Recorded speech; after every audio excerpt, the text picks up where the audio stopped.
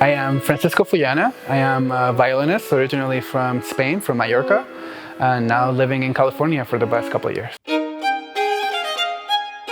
Before the pandemic, I would say one of my favorite things to do was performing. I mean, to really connect with the audience, with the live audience, and really feel that energy that they have.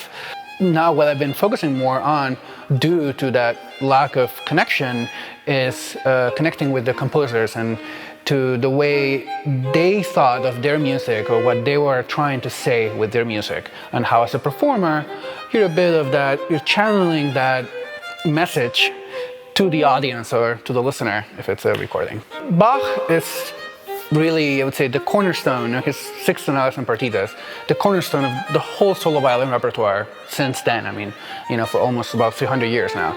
To me, what makes them really special is every note is important, it has a function, and he's not adding anything extra whatsoever. Each of these notes, they kind of make this puzzle, and they kind of represent what beauty meant to Bach.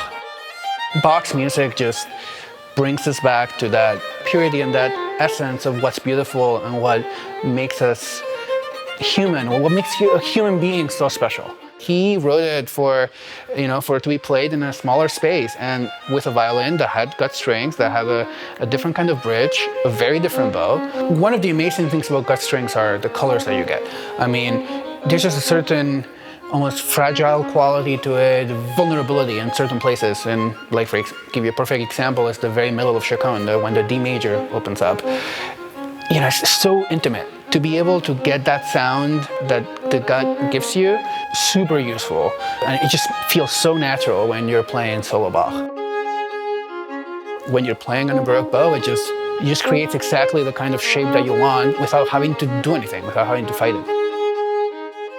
I am incredibly fortunate to be playing on this fiddle. It's called the Mary Portman Guarneri del Gesù. It's a 1735. Clement and Karen Arison with the Stradivarius Society of Chicago, they're the ones that are lending it to me.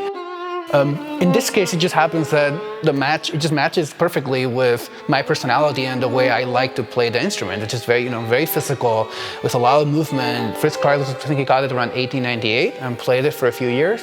And he was known for switching instruments throughout his whole career, but this was his first Del Gesù.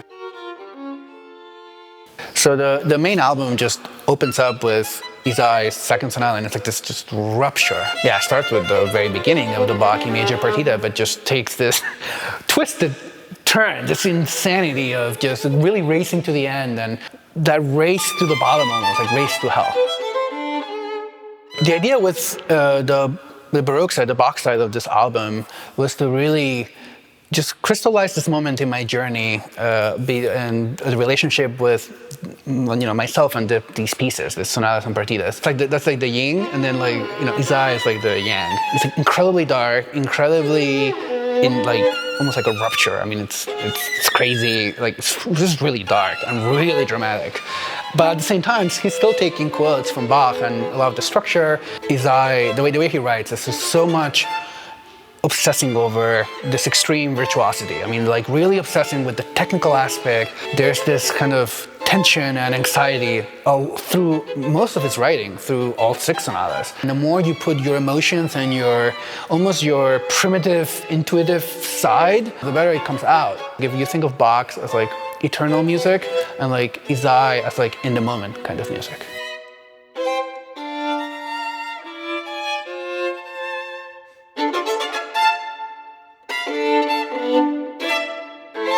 The reason why I included Kreisler's T1 Scherzo is my personal connection that I have to him just through playing his instrument. It's so amazing, really, to discover his music and to really work on it with one of the violins that he played on, that he played concerts with, and actually probably shaped the way he played and the way he wrote his music. To be able to play music that I grew up with, that represents Spain in so many ways, really gets my blood going. I mean, I just let myself just be as Spanish as possible. For a lot of the music is to kind of relate to the way I felt in certain life experiences.